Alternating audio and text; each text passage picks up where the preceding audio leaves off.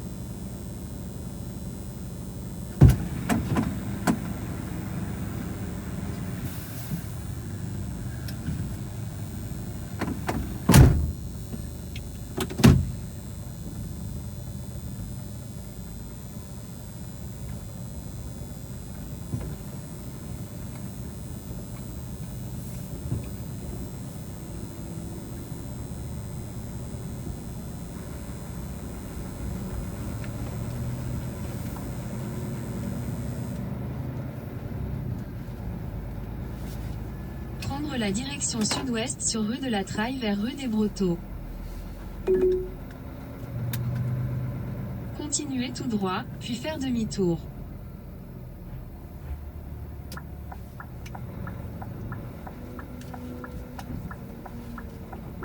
Tour, puis prendre à gauche sur rue des Brotteaux.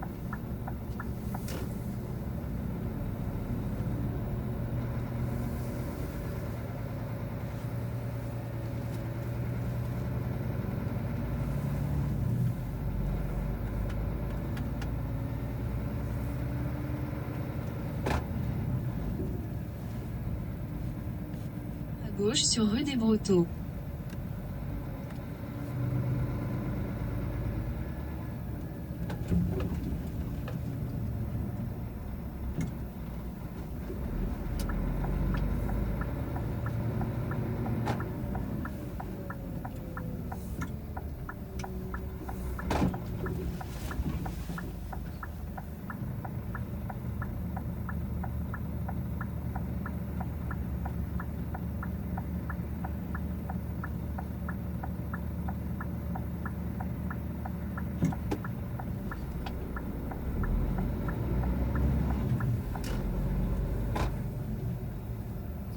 Continuez pendant 2 km.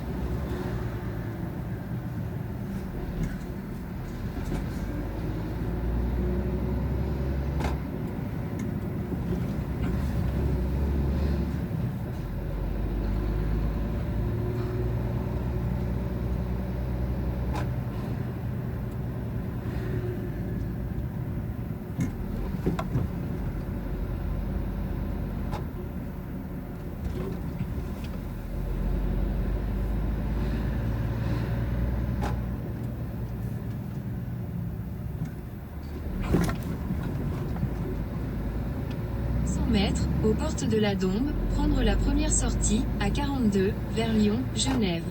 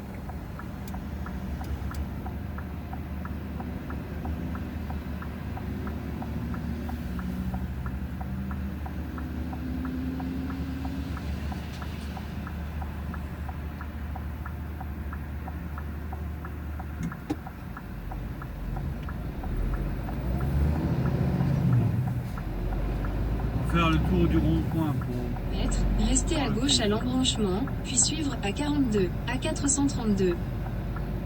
Continuez sur porte de la Dombe pendant 150 mètres. Ça c'est Miribel. Au point, prendre la bretelle.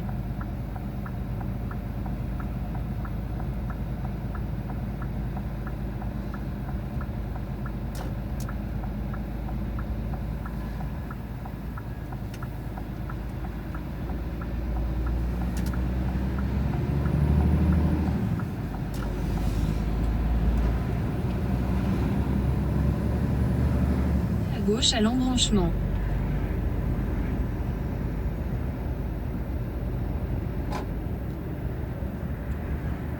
Mètres, rejoindre à 42.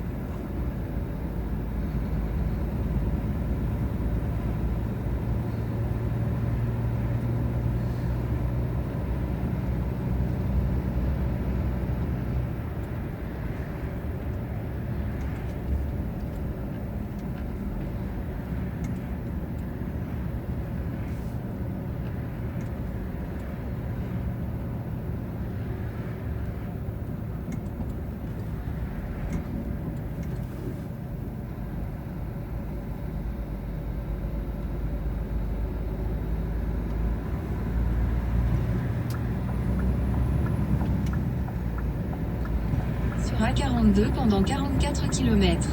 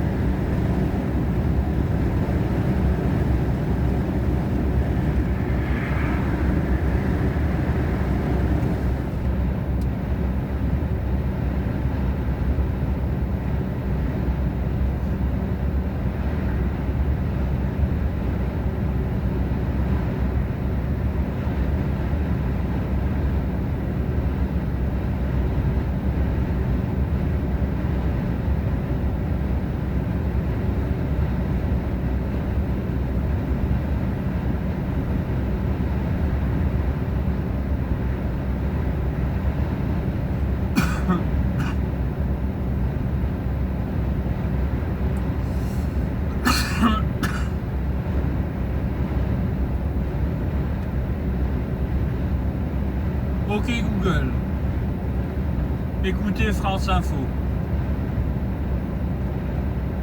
Lance France Info en streaming depuis TuneIn. Ça peut être aussi être percuté aussi par un propos chorégraphique. Moi, j'aime toutes les réactions, vous voyez ce que je veux dire. Et ça, je pense que c'est quelque chose, en tout cas, qui est fondamental pour moi. Merci beaucoup Marie-Claude Pietragala d'être passée dans le monde d'Élodie sur France Info. On a donc 2 spectacles, La femme qui danse et La leçon. C'est actuellement en tournée dans toute la France. Merci beaucoup. Merci à vous. Marie-Claude Pietragala avec Élodie Suigo. Le monde d'Élodie, vous le retrouvez sur franceinfo.fr. France Info Météo avec Meilleur Taux. Comparez les offres et faites les meilleures économies sur vos crédits, assurances, placements et mutuelles. Avec Meilleur Taux, reprenez le pouvoir sur vos économies. Et avec Élodie Calac. Encore du froid et quelques flocons. Ce soir et cette nuit, de petites chutes de neige progressent du nord-est vers le nord du Massif central. Demain matin, il en restera quelques-unes entre le centre Val-de-Loire, l'Auvergne et les Pyrénées. L'après-midi, le soleil fera de belles apparitions, sauf près des Pyrénées où quelques flocons s'attarderont. Un peu de neige aussi en Corse, vers 400 mètres. Ailleurs, la matinée sera souvent grise avec des brouillards parfois givrants. On trouvera tout de même des éclaircies sur la Bretagne et vers les frontières de l'Est. Ces éclaircies prendront le dessus quasiment partout l'après-midi. L'ambiance restera hivernale avec moins 4 à 0 degrés le matin. L'après-midi, 1 à 5 degrés sur une grande partie du pays, 6 à 8 de la Bretagne au sud-ouest et 7 à 12 en Méditerranée. Dimanche, ce sera souvent gris avec quelques flocons dans l'est et le Massif central et il fera encore un peu plus froid. Et c'est le 17-20. Bonsoir Nicolas Teillard. Bonsoir Marie Bernardo, ça sent le week-end, profitez-en. On vous retrouve lundi, bienvenue à tous ceux qui nous rejoignent pour évoquer l'actualité de ce vendredi 20 janvier. Nous sommes ensemble jusqu'à 20h. France Info, 17h, 20h, Nicolas Teillard.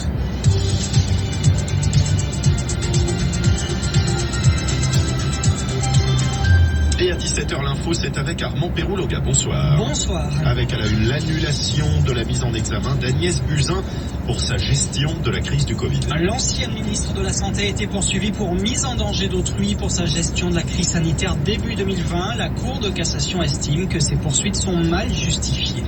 La réforme des retraites, les syndicats galvanisés par la mobilisation d'hier. Le gouvernement, lui, continue de défendre son projet. Olivier Véran était sur le terrain aujourd'hui. Reportage dans un instant. À suivre également le Parti socialiste en plein psychodrame après l'élection contestée de son premier secrétaire. Et puis la pollution lumineuse qui fait disparaître les étoiles à un rythme alarmant. Il fait partie des députés de la majorité qui ont des doutes sur le bien fondé de la réforme des retraites. Le député de l'Hérault, Patrick Vignal, sera notre invité dans les prochaines minutes. Et puis à 17h20, un monde d'avance, Franck Matvon qui nous parlera ce soir des interrogations de l'ONU sur la présence de casques bleus au Mali. Et puis avant 17h30, musique à la Maison de la Radio et de la musique ce week-end. C'est le festival Hyper Weekend qui débute. Matteo Maestracci nous en parlera. C'est un revirement dans l'enquête sur la gestion de l'épidémie de Covid en France début 2020. La Cour de cassation annule la mise en examen d'Agnès Buzyn. L'ancienne ministre de la Santé était mise en cause pour mise en danger de la vie d'autrui. Yannick Falt. Oui, dans son arrêt, la plus haute juridiction française explique que la mise en examen d'Agnès Buzyn en septembre 2021 ne tient pas car elle ne s'appuie pas sur un texte suffisamment précis. Le délit de mise en danger de la vie d'autrui ne peut en effet être reproché que si une loi ou un règlement impose une obligation de prudence ou de sécurité, alors qu'aucun des textes auxquels s'est référée la commission d'instruction de la Cour de justice de la République ne prévoit cette obligation de prudence ou de sécurité. Mise en examen annulée donc pour l'ancienne ministre de la Santé qui retrouve le statut plus favorable de témoin assisté. Mais attention, prévient une source judiciaire, une mise en examen est à nouveau possible en s'appuyant sur un autre texte pendant l'instruction ou à son issue. Élément crucial pour Agnès Buzyn car une mise en examen signifie potentiellement un procès devant la CJR. Seule certitude, Agnès Buzyn se retrouve à ce stade dans la même situation que son ancien Premier ministre Édouard Philippe, placé sous le statut de témoin assisté il y a 3 mois. Yannick Falt du service police-justice de France Info. Le budget de l'armée française va augmenter d'un tiers sur la période 2024-2030. Il sera porté à 400 milliards d'euros, annonce d'Emmanuel Macron lors de ses vœux aux armées depuis la base de Mont-de-Marsan. Le chef de l'État veut adapter l'armée à l'éventualité de conflits intenses comme en Ukraine. L'Ukraine au cœur d'une une réunion depuis ce matin à Ramstein en Allemagne, réunion d'une 50aine de pays alliés de Kiev pour décider des armes à livrer à l'armée ukrainienne. Le président Zelensky réclame des chars lourds et des missiles de longue portée. Aucune décision n'a été prise à ce stade, précise le ministre allemand de la Défense. Berlin tergiverse sur l'opportunité de livrer ses chars Léopard 2 à l'Ukraine. Sur le terrain, l'armée russe annonce qu'elle avance vers la ville de Bakhmout dans l'est du pays, devenu l'épicentre des combats ces derniers mois. Comment continuer à frapper fort après la mobilisation réussie contre la réforme des retraites? Une grève perlée ou bien des journées de mobilisation espacées? Deux lignes sont en discussion chez les syndicats alors qu'une nouvelle journée de grève et de manifestation est prévue le 31 janvier. L'ensemble des syndicats de cheminots sont eux réunis depuis cet après-midi pour réfléchir aux suites à donner au mouvement. De son côté, le gouvernement n'occulte pas la force de cette mobilisation, mais il continue de défendre son projet de réforme. Le porte-parole Olivier Véran était sur le terrain aujourd'hui à la rencontre de retraités à Orchy dans le Nord. Objectif, devant un public conquis, évoquer les avancées sociales de la réforme. Adrien Beck. Une petite salle communale, une vingtaine de retraités installés en cercle et Olivier Véran en porteur de bonnes nouvelles. Ici, nombreux sont ceux qui pourront bénéficier de la retraite à 1 200 €, symbole de justice brandi par le gouvernement. Vous rentrez, vous cochez toutes les cases. Vous avez travaillé, ça veut dire que là, vous allez pouvoir rentrer aussi dans ce qu'on appelle la retraite minimale à 1 200 €. Il faut dire que le public a été choisi sur les genoux du porte-parole des fiches avec la situation de chacun. Ici, Colette. J'ai d'abord travaillé en usine chez Aquaguevar et chez Avery. Avant, j'ai fait les ventes à domicile. Tous ces trimestres et une petite retraite. 1 030 €. Elle passera à 1 200 € par mois. Ah oui, je trouve. Olivier Véran qui assume d'être venu faire le service après-vente de la réforme et d'échanger aussi avec ceux qui ne seront pas concernés. Marcel, 940 € de retraite, mais beaucoup d'années passées en invalidité à cause d'un accident. Il faut avoir minimum 30 ans de cotisation et pas de validation. C'est ça qui est aussi compliqué entre la validation. Non, mais quand vous demandez rien, et ça vous arrive. Invalide, conjointe, collaboratrice, carrière hachée, des retraités croisés aussi ce matin, mais pour qui la réforme ne changera rien. Adrien Beck, le projet de loi sur les retraites sera... Allô? Où tu vas là? Je rentre à Strasbourg, là, je rentre à Strasbourg. Comment? Je rentre à Strasbourg. Ah bon? T'as pas de travail? Si, mais là je rentre, je suis chargé, je rentre à Strasbourg. Oh, pourquoi tu me parles comme ça? Tu as dit de me prévenir. Ah oui, mais je te préviens là. Pourquoi tu me dis hein, pour que tu mettes au congélateur? Ouais, d'accord, ouais. Ne t'oublie pas. Ouais, d'accord. Ouais, j'arrive, là, je rentre à Strasbourg.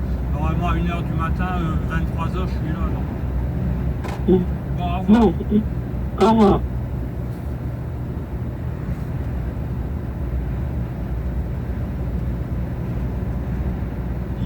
Dans l'incertitude totale ce soir au lendemain de son élection interne. La reconduction d'Olivier Faure a été proclamée ce matin par un mail officiel du parti, mais son adversaire Nicolas Mayer-Rossignol revendique lui aussi la victoire et le poste de premier secrétaire. Bataille de chiffres depuis hier soir, mais ce soir les deux camps semblent enfin s'entendre sur la procédure à suivre, Audrey Tison. Oui, une réunion pour réexaminer les résultats département par département. Chez Nicolas Mayer-Rossignol, on la réclame depuis des heures. Chez Olivier Faure, on s'y résout ce soir dans l'objectif d'établir les scores réels. Confiante, l'équipe du sortant estime que son résultat serait conforté pour atteindre 54% des voix si on écarte les résultats des sections où il y a eu des irrégularités manifestes. Des incidents autour de ce scrutin, il y en a eu, tout le monde est d'accord. Ici, une urne dans une boîte à chaussures mal fermée. Là, un total d'enveloppes supérieur au nombre de signatures. Mais chez Mayer-Rossignol, on fait un autre calcul. Ces irrégularités aboutissent à la victoire du maire de Rouen à un peu plus de 50%. Nicolas Mayer-Rossignol qui réclame justice et se dit prêt à aller devant les tribunaux pour faire respecter la démocratie interne. Selon lui, c'est Olivier Faure qui abîme l'image du parti aujourd'hui. Audrey Tison, sale temps pour les vignerons bordelais. 1 sur 3 se déclare en difficulté lors d'une enquête menée par la Chambre d'agriculture de Gironde et 70% des revenus inférieurs au SMIC. En cause, la baisse des ventes de vin en France c'est le retournement du marché viticole chinois. Encore un plan social chez un géant de la technologie. Google annonce la suppression d'environ 12 000 postes dans le monde, soit 6% de ses effectifs totaux. La terre a tremblé ce matin en Guadeloupe, séisme de magnitude 6,2 ressenti aussi en Martinique, en Dominique et à Saint-Martin. Aucun dégât majeur n'est recensé pour l'instant, précise le ministère de l'Intérieur. Il n'y a plus qu'un seul département en vigilance orange, les Landes, pour les risques de crues sur l'Adour. L'alerte à la neige et au verglas est levée pour tous les autres départements. Pourtant, la neige est toujours présente sur de nombreuses routes dans le sud-ouest. Et puis, observer des étoiles devient de plus en plus difficile. C'est ce que confirme une étude publiée dans la revue Science. En cause, la pollution lumineuse qui ne cesse d'augmenter au point de perturber le travail des astronomes. Olivier Aymon. 10% de pollution en plus en moyenne chaque année depuis 2011, soit globalement un doublement de cette luminosité artificielle du ciel la nuit. Le constat établi par cette étude est accablant. Pour arriver à cette conclusion, les scientifiques se sont appuyés sur les observations faites à l'œil nu par plus de 50 000 personnes aux États-Unis et en Europe, avec donc des résultats d'autant plus inquiétants que des mesures ont été prises ces dernières années par plusieurs pays pour limiter cette luminosité. Par exemple, l'obligation d'extinction de certaines enseignes la nuit, comme c'est le cas en France. Pour les chercheurs, on a donc bien affaire à une pollution qu'il faut prendre en compte, parce qu'elle limite les possibilités d'observation du ciel par les professionnels, parce qu'elle a aussi un effet négatif sur la biodiversité, de nombreuses espèces ayant besoin de l'alternance jour-nuit pour leur développement, leur équilibre, et nous sommes concernés. Cette lumière artificielle nocturne perturbe notre horloge interne, entraînant des effets délétères sur notre santé, comme le soulignait l'Académie de médecine dans un rapport rendu en juin 2021. Olivier Aymon, en tennis, c'est la surprise du jour à l'Open d'Australie, l'élimination du Russe Daniil Medvedev, numéro 8 mondial. Il a été battu en 3-7 par l'Américain Sébastien Corda. Du foot ce soir, c'est le début des 16e de finale de la Coupe de France avec un premier match entre clubs de Ligue 1, Marseille qui reçoit Rennes à 21h10. Et puis le mondial de handball, la France face à l'Iran tout à l'heure à 18h. Une victoire pourrait permettre aux Bleus de se qualifier pour les quarts de finale. Loga, pour l'info, on vous retrouve pour l'essentiel dans un instant. Pour éviter d'attraper et de transmettre les virus de l'hiver, le Covid-19, Ok Google, écoutez RMC. Agence RMC en streaming depuis TuneIn.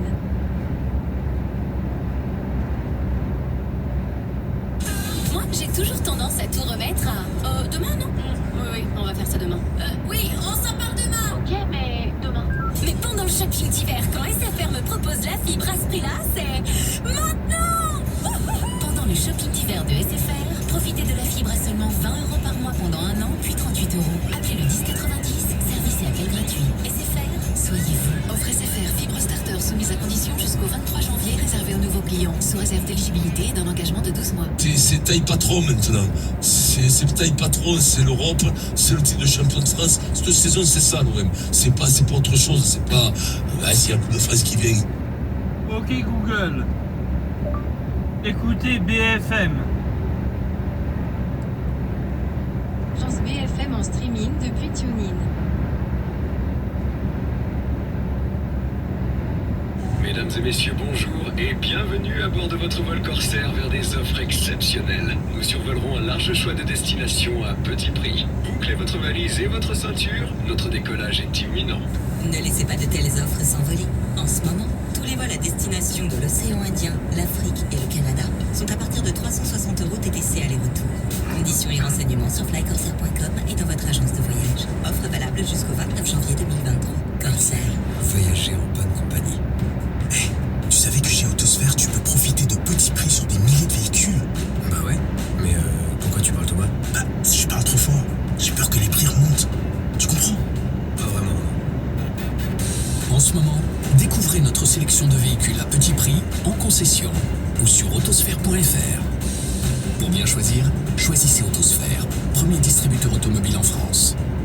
Conditions de l'offre et détails des concessions participantes sur autosphère.fr. Pensez à covoiturer. L'enjeu est de savoir si la baisse des volumes que tout le monde redoute sera compensée par cette poursuite à la hausse des voilà, et des non, prix. Probablement non. On est arrivé à la fin du cycle de hausse de prix un peu systématique et ça se passe bien. Là, on arrive plus dans quelque chose d'un peu plus sélectif où on va voir les entreprises qui ont vraiment ce qu'on appelle du pricing power, la capacité à monter les prix sans avoir trop d'impact sur la business, et celles qui n'ont pas des marques assez puissantes pour que les hausses de prix passent. Donc on va rentrer dans quelque chose de beaucoup plus sélectif. Réciproquement, on a quand même une bonne nouvelle sur le premier semestre de 2023 sur le plan des marges des entreprises. Même en l'absence de nouvelles hausses de prix, on va avoir une baisse des effets matières, des coûts matières et des coûts de l'énergie par rapport à la deuxième partie de l'année 2022. Donc de ce point de vue-là, on a quand même un apaisement, même si la dynamique de hausse de prix, elle est un petit peu terminée. Et donc l'un dans l'autre, comme dirait l'autre. Et donc quel profil de valeur devrait s'en sortir l'un dans l'autre? Alors le profil de valeur qui devrait s'en sortir, ça c'est très très clair. C'est vraiment les valeurs qui ont des marques puissantes, celles qui sont capables de continuer à passer des hausses de prix ou à tout le moins de maintenir leur hausse de prix. Donc c'est vrai que par exemple dans le mass market de automobile, ça risque de devenir beaucoup plus difficile au premier semestre de 2023. Je parle pas du haut de gamme, mais vraiment du marché de masse. On a vu que même des entreprises comme Tesla étaient obligées, et pourtant Tesla est plutôt quand même dans le haut de gamme, mais elle descend justement ses prix jusqu'à arriver au milieu de gamme, ce qui inquiète effectivement les constructeurs généralistes. Donc typiquement pour les constructeurs généralistes, le premier semestre, l'année 2023 d'ailleurs, s'annonce plutôt difficile. D'autres marques, je citais Geberit à l'instant, qui sont très puissantes, peuvent espérer maintenir des prix très élevés sans avoir une trop grande baisse de volume. Donc c'est vraiment sur ce genre de sélection microéconomique, comme on le disait, qu'on va intervenir cette année. Bon, on va continuer de parler de valeurs et des publications dans un instant. En tout cas, l'Europe continue de surperformer les marchés américains. Alors aujourd'hui, c'est pas le cas. Depuis hier, c'est un peu moins le cas, c'est vrai. Enfin, depuis le début de l'année, c'est spectaculaire. Est-ce que cette dynamique-là, cette surperformance européenne face à Wall Street, vous semble viable, tenable? Est-ce qu'elle peut durer encore longtemps? Est-ce qu'on a encore beaucoup de retard, d'ailleurs, de valorisation à rattraper sur les marchés américains, même si on a déjà bien remonté depuis la fin du mois de septembre? Florian. Alors, on a un retard de valorisation, mais après, il faut trouver les facteurs pour... Priorité à votre sécurité sur Autoroute Info. Obstacle signalé sur l'autoroute A39 dans le département de la Côte d'Or en direction de Bourg-en-Bresse. Il y aurait des débris sur les voies, donc gêne à la circulation. C'est au kilomètre 12 de cette autoroute A39 direction Bourg-en-Bresse, après la jonction avec l'autoroute A31. Ailleurs, évident aujourd'hui. Au contraire même, si on regarde les États-Unis, sur les États-Unis, si on avait un chiffre de l'emploi, le rapport emploi, des créations d'emplois qui étaient inférieures aux attentes et qui viennent alimenter la thématique du pivot de la Fed, à ce moment-là, pour les valeurs technologiques qui sont quand même en train d'ajuster leurs effectifs, là on pourra avoir un rebond assez important. Donc pour l'instant c'est hypothétique. On a vu les nouvelles inscriptions au chômage cette semaine qui sont passées en dessous de 200 000. Donc voilà, les données restent quand même assez fortes sur le marché du travail. Donc c'est ce qu'on disait tout à l'heure, pour retrouver un véritable directionnel sur les marchés actions, les éléments ne semblent pas réellement réunis, donc c'est sélectivité. Et puis l'autre facteur sur lequel on n'a pas parlé, c'est que les marchés actions au cours des 10 dernières années bénéficiaient du fait qu'il n'y avait pas d'alternative. Aujourd'hui, il y a quand même des rendements sur le marché obligataire.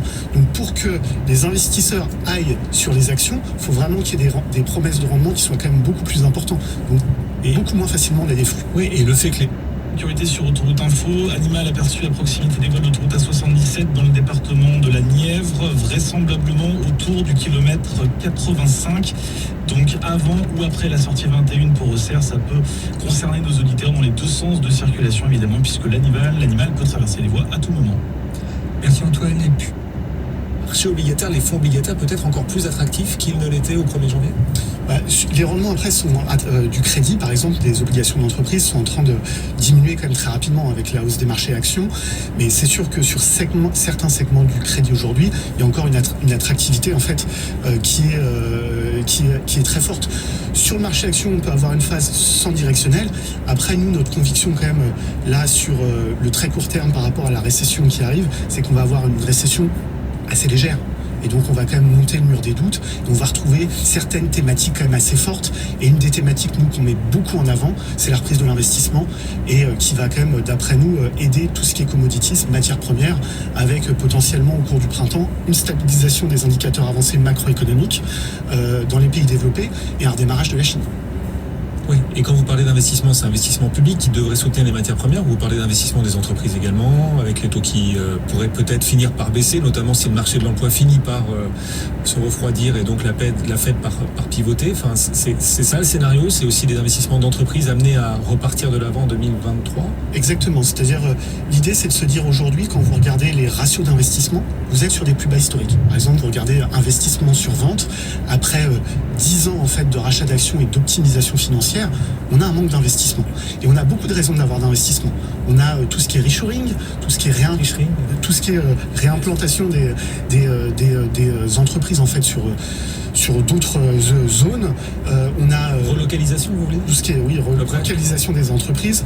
On a tout ce qui est lié en fait à la transition énergétique, à la sécurité énergétique, à la digitalisation. Donc il y a quand même beaucoup de raisons d'avoir une reprise de l'investissement. Ce qui gêne en ce moment, c'est ce que vous mentionnez, c'est le discours de la Banque centrale. C'est-à-dire que la Fed nous dit je veux modérer la demande. Quel est le principal facteur qui amène de l'investissement dans les perspectives de demande ? Donc il faut effectivement d'abord que la Banque centrale américaine nous dise j'ai suffisamment modéré la demande, et selon nous, après, il y a énormément de raisons d'avoir un démarrage de l'investissement. On poursuit nos échanges dans un instant. On va rejoindre tout de suite à New York Sabrina Quagliozzi, notre correspondante BFM Business. Rebonsoir Sabrina, pour voir ce que New York a dans le ventre. Wall Street, la séance du jour, le pouls en direct grâce à vous Sabrina. Alors on progresse légèrement en Europe après la baisse d'hier, plus 0,5 là sur le CAC, à un quart d'heure de la clôture. Chez vous aussi on est en hausse, les 3 indices dans le vert là en direct Sabrina. Oui, belle hausse, même notamment pour l'indice Nasdaq qui grimpe d'1,3%, 10 996 points sur l'indice. Le S&P 500 de son côté affiche une progression de 0,8%. On est à 3 930 points. Quant au Dow Jones, on hésitait pas mal ce matin à l'ouverture. On se reprend donc plus 0,42%, désormais 33 184 points sur cet indice Dow Jones à la traîne depuis le début de l'année. L'indice Dow Jones pénalisé par le compartiment bancaire et puis bien sûr globalement par des craintes de récession aux États-Unis. Après les statistiques, on a eu d'ailleurs un chiffre concernant le marché immobilier. Aujourd'hui, les reventes de logements sont au bien plus bas depuis 2010. C'est une baisse pour le 11e mois d'affilée sur le mois de décembre. Côté entreprise, c'est bien sûr Netflix qui retient l'attention des opérateurs et qui souffle un vent d'optimisme, en tout cas qui porte le compartiment tech, et pas seulement. Donc le titre Netflix qui est en hausse de 7% actuellement après la publication de ses résultats trimestriels. C'était hier soir après la clôture. Alors déjà le Reed Hastings quitte son rôle de co-CEO et devient président exécutif. Le directeur opérationnel Greg Peters, de son côté, c'est lui qui va le remplacer. Voilà pour les annonces concernant la direction et les chiffres. Bien 7,7 millions de nouveaux abonnés sur le trimestre écoulé. C'est bien plus que le 4,6 qui était attendu par la communauté financière. Du coup, ça éclipse le résultat net qui était un petit peu juste sur le trimestre écoulé. Netflix donc qui grimpe de 7% et qui entraîne dans son sillage les autres valeurs du secteur. Si on regarde le compartiment technologique, Apple prend 0,1%, Amazon affiche un gain de 2%, Alphabet plus 4%, Alphabet qui annonce parallèlement des licenciements qui vient s'ajouter à la liste de ces géants de la tech qui réduisent leurs effectifs avec pour Alphabet donc 12 000 employés concernés, c'était 18 000 pour Amazon et 10 000 pour Microsoft.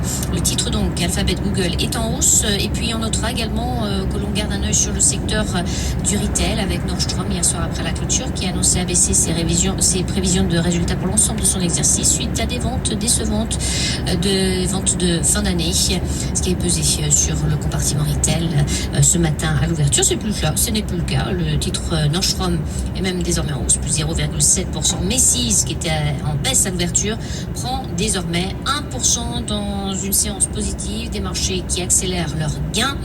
Le Dow Jones en hausse de 0,4%, le S&P 500 de 0,78% et le Nasdaq en tête, plus 1,3%, se rapproche des 11 big points, Guillaume, sur 10. Merci Sabrina Quagliozzi en direct avec nous depuis New York. Les 3 indices US chez vous dans le vert, et en Europe on progresse aussi à l'approche de cette dernière clôture de la semaine. On est à 13 minutes de la cloche, le CAC 40 gagne 0,48%.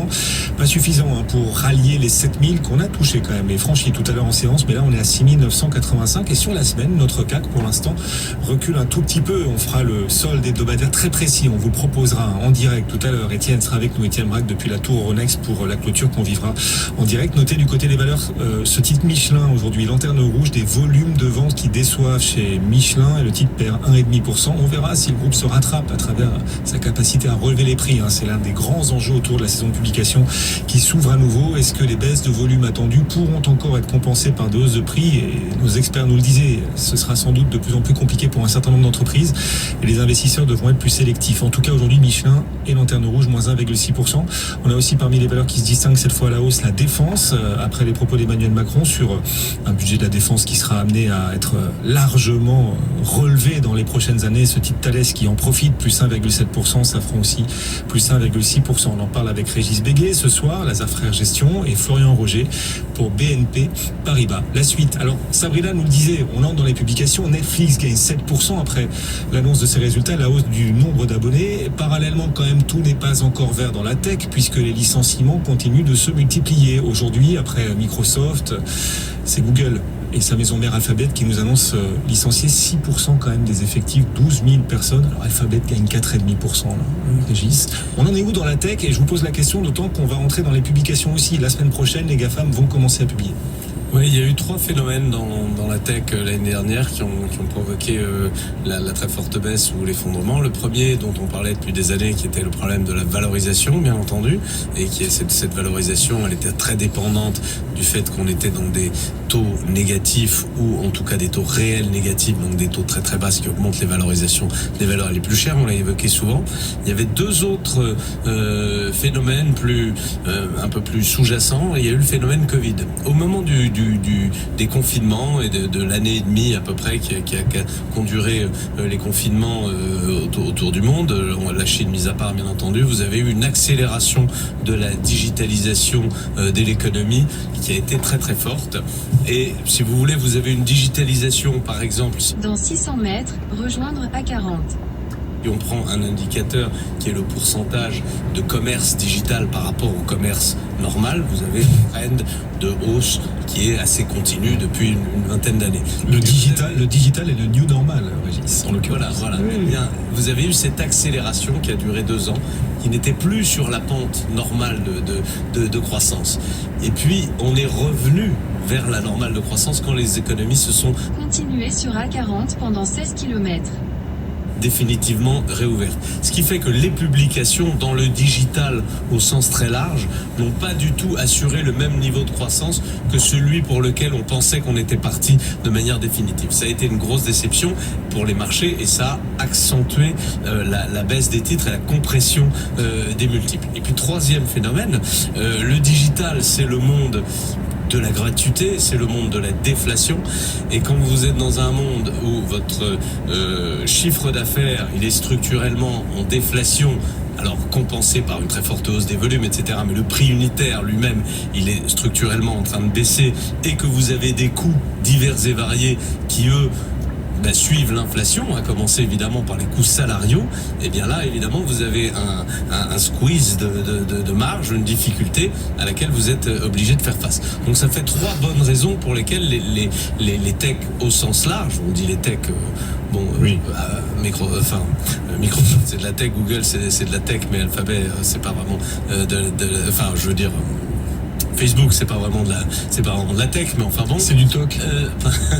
C'est de la tech en talk. Et après, vous avez, effectivement, puisque j'en parle aussi, un 4e phénomène de nouveaux business models qui a déstabilisé les business models qui étaient bien en place, comme effectivement l'apparition et la montée en puissance de TikTok par rapport au business model Facebook, etc.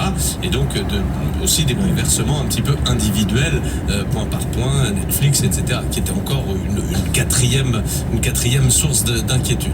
Alors, est-ce qu'on est arrivé au terme de ce processus? Sans doute pas, mais on a probablement fait une très grande partie du chemin et je pense qu'on est dans des niveaux où on commence à retrouver des vecteurs intéressants, des niveaux de valorisation qui peuvent être intéressants. Vous avez envie de revenir sur la tech? Dans le monde de la tech au sens très large, je pense qu'après la purge qui était absolument nécessaire et qui a duré maintenant presque 1 an et demi, on rentre dans une phase où les choses vont devenir beaucoup plus intéressantes. La semaine prochaine, ce sera mardi, Microsoft publiera, première GAFAM a annoncé ses résultats, mercredi le lendemain, Tesla publiera à son tour. On parlait de la tech. Tesla, c'est encore... Oui, on est hors GAFAM, on est d'accord. Enfin bon voilà, on est dans l'innovation quand même. On parlait de la tech en toc, certaines valeurs, on s'est posé des questions.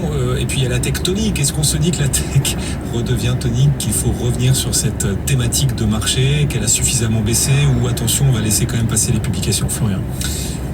Je pense qu'un des facteurs principaux quand même aujourd'hui pour permettre à la tech de rebondir, c'est une stabilisation réelle des taux d'intérêt.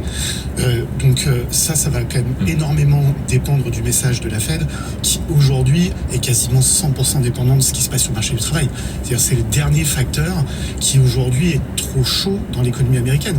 Donc au moment où on voit effectivement un ralentissement des créations d'emplois et finalement cette thématique du pivot de la Fed qui revient complètement dans le marché, oui, je pense que pour la tech, on peut avoir une surperformance en fait à ce moment-là. Pourquoi pas, à suivre donc. On suivra aussi la semaine prochaine, alors dans un univers beaucoup plus large de la croissance, des valeurs de croissance, le luxe. LVMH publiera ses résultats en effet la semaine prochaine. Qu'est-ce qu'on se dit sur la réouverture chinoise en l'occurrence, le luxe qu'il a quand même déjà largement pressé, notamment ce titre LVMH qui a battu de nouveaux records cette semaine. On continue d'appuyer sur la thématique luxe ou on prend un peu de distance quand même? Alors la thématique luxe, elle a été un peu surgonflée à un moment donné. Elle a beaucoup mieux résisté au confinement que ce qu'on aurait pu s'imaginer. C'est même impressionnant puisque 50% des achats des Chinois étaient faits à l'étranger avant le Covid. 50% des achats de luxe des Chinois étaient faits à l'étranger et on pensait qu'une grande partie allait disparaître. Pratiquement tout a été réintégré. Tout ce qui était fait à l'étranger a été fait online et en Chine, sur le territoire chinois. Il y a un réservoir de croissance qui reste très fort sur le luxe en Chine, qui n'est pas forcément lié à la réouverture. Il est possible que la réouverture chinoise soit le réservoir de bonnes surprises sur le plan macroéconomique pour l'année prochaine, peut-être de mauvaises surprises côté matières premières, parce que là on est dans une phase dormante sur la Chine, puisque là ils ont réouvert, mais donc il y a un absentéisme lié au Covid qui est très très fort, qui va jusqu'à 30, 40, 50% des employés dans certaines entreprises. Donc là, on va passer une phase très très difficile de plusieurs mois. Mais il est possible qu'au printemps, avec l'immunité collective et avec la vaccination qui aura pris de l'ampleur, on ait une sorte de rebond quand même très très fort en Chine. Ce ne sera pas forcément sur le luxe que ça se matérialisera le plus, encore une fois, parce que le luxe a traversé tout ça de manière assez paisible jusqu'à présent. Donc le rebond, ce sera peut-être plus industriel, peut-être plus lié aux matières premières et à l'énergie, ce qui pourrait recréer une deuxième patte de la crise énergétique en Europe, parce que là on a eu un alignement des planètes qui a été extraordinaire. On a réussi à se sourcer en gaz, le nucléaire français a fini par redémarrer bon an mal an, et puis surtout les Allemands ont maintenu leur charbon et leur nucléaire, une partie de leur nucléaire allumé, ce qui leur restait pas beaucoup, mais globalement c'est pas le projet, et donc il y a un moment donné il va falloir retrouver du gaz, et alors effectivement l'hiver 2023-2024 se présente aussi un petit peu mieux que ce qu'on pouvait craindre. Parce qu'on a déjà bien restocké. Et quand l'Asie va redevenir très demandeuse de gaz, à nouveau, le GNL qui vient du Qatar pourrait se réorienter vers l'Asie et faire remonter à nouveau. Donc vous dites prudence sur les prix de l'énergie. Il est possible que ce soit plutôt une source de désagrément pour nous. Justement, cette réouverture chinoise, alors la Chine qui va rentrer dimanche en plus dans l'année du lapin. Voilà, on parle toujours sur les marchés des colombes, des faucons, les banquiers centraux, il y a aussi les lapins. Et voilà. Est-ce que vous pensez que la Chine a beaucoup de lapins dans son chapeau à nous offrir encore des bonnes surprises dans cette année 2023, ou le marché a déjà tout anticipé en l'occurrence, Florian? Le changement d'administration en mars peut quand même amener beaucoup plus de stimulation budgétaire. Donc nous, c'est ce qu'on se dit potentiellement en fait sur le deuxième trimestre. Par ailleurs, quand vous regardez les indices chinois, vous avez aujourd'hui en fait beaucoup de disparités entre les performances. Donc par exemple, si vous prenez le CSI 500, vous avez une capacité de rattrapage qui reste aujourd'hui importante.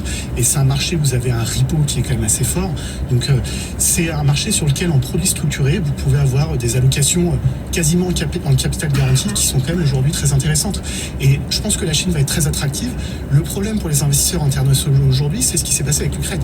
C'est-à-dire, on se dit, s'il y a une montée des tensions avec Taïwan, dans ces cas-là, c'est quand même assez compliqué d'investir en Chine. C'est pour ça qu'on voit qu'il y a un potentiel qui est assez fort, mais avoir une partie quasi en capital garanti, aujourd'hui, c'est quand même la meilleure option d'investissement sur la Chine. Ok, et est-ce que la Chine pourrait apporter au monde la réouverture avec, c'est vrai, la phase d'énorme contamination qu'on est en train de vivre? Donc la réouverture se traduit d'abord par un taux d'absentéisme, mais ensuite, la Chine, le cœur de la Chine battra à nouveau à plein régime. On se dit quoi? On se dit que ce sera bon pour l'Europe, que la réouverture chinoise pourrait, pourquoi pas même, permettre à l'Europe d'afficher de meilleures perspectives économiques que les États-Unis, qui sont peut-être moins exposés à cette réouverture chinoise. Est-ce qu'on peut imaginer les perspectives macro de l'Europe meilleures que celles des États-Unis dans les prochains mois? Est-ce qu'on peut l'imaginer? Est-ce que c'est un doux rêve naïf? Alors, sur ce que je disais tout à l'heure par l'expression commune, on va monter le mur des doutes, je pense que quand on va se stabiliser sur les indicateurs avancés macroéconomiques des pays développés, il y a un potentiel d'accélération qui est plus fort qu'anticipé par le consensus. Mais comme on l'expliquait tout à l'heure, ça va amener de l'investissement, ça c'est le côté positif, mais ça va ramener de l'inflation, dans un deuxième temps, par les prix des matières premières. Et ce retour de l'inflation, ça veut dire des taux durablement plus élevés. Donc là, à très court terme, on n'est pas très inquiet sur la récession qui arrive, parce que pourquoi on n'est pas très inquiet? On a eu un très fort durcissement des conditions monétaires et financières, mais les acteurs sont énormément refinancés en 2020-2021 pendant la Covid. Personne n'a besoin de refinancement quasiment aujourd'hui. Donc la montée du taux de défaut est assez faible. Donc vous avez une montée des hausses de taux, mais sans besoin de refinancement, impact macroéconomique réduit. Mais si on se dit, il y a une deuxième phase de réaccélération des prix des matières premières, là on va se retrouver au moment où tout le monde doit se refinancer. Et là, vous aurez moins de liquidités injectées par les banques centrales parce qu'on a les fameux quantitative tightening, vous aurez des taux d'intérêt plus élevés et la queue en termes de refinancement. Le réel risque aujourd'hui, c'est pas la récession qui arrive, c'est le manque de liquidité demain avec toute cette dette à refinancer. Ok, et la torture des taux n'est pas complètement finie encore. Du fait de la réouverture chinoise aussi, cette torture des taux, supplice chinois en l'occurrence. Non mais voilà, attention à la deuxième partie de l'année essentiellement, c'est l'idée. Absolument. Bon, tout à fait. Sur les marchés obligataires, on a un risque de tension, je pense qu'il risque d'être oublié pendant un moment, ce qu'on appelle en termes... Dans 3 km, prendre la sortie. Économique, le fameux paradoxe de la tranquillité. Merci à tous les deux. C'est sur cette note très positive et optimiste que l'on se quitte. Merci. C'était le club de deux coéquipiers, Régis Béguet pour Lazare Frères Gestion et Florian Roger pour BNP Paribas. Nous accompagner. Bonne soirée, messieurs. Bon retour. Et la clôture. Vous vous demandez si le CAC 40 va sauver la semaine, si la clôture du jour permettra au CAC d'afficher un solde hebdomadaire positif. La réponse à suivre dans un instant. On va vivre cette clôture en direct. On va rejoindre Étienne Braque depuis la Tour Euronext. À tout de suite sur BFM Business. BFM Bourse, vos placements, nos conseils sur BFM Business.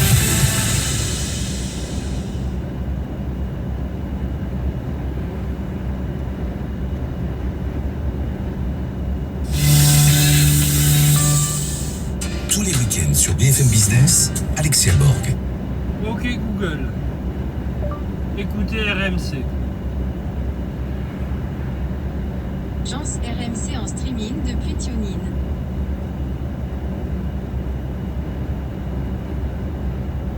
Le problème, c'est que le tennis, on a déjà fait beaucoup de débats là-dessus. C'est le sport, c'est le seul sport peut-être où tu sais quand ça commence, mais tu sais jamais quand ça se termine. Et ça, c'est une vraie problématique. On avait déjà eu le débat sur les programmations télévisées aussi. Les chaînes aujourd'hui, elles sont prises au dépourvu. Tu te rends compte qu'ils ont diffusé un match jusqu'à 5h du matin. Donc c'est un vrai problème. Maintenant, ça complique le terme d'équité parce que faire un tournoi de tennis, c'est pas uniquement remporter un match. L'objectif, c'est gagner un tournoi. Et le problème, c'est que si tu termines à 5h du mat en ayant joué 5h30, mine de rien, tu t'es quasiment enlevé toutes les... Dans 600 mètres, prendre la sortie. Chances et toutes les possibilités de remporter le tournoi. Andy Murray, il a joué 10 heures en 2 matchs. Donc je pense que le prochain tour, même si c'est un surhomme et il a une hanche en titane, je pense que c'est cramé. Maintenant, la problématique, c'est que si vous mettez un seul match en night session, et qu'au bout de 30 minutes, il y a un mec qui se fait une cheville, qui abandonne. Prendre la sortie, puis tourner légèrement à droite. Vous avez proposé comme spectacle aux détenteurs de billets de night session.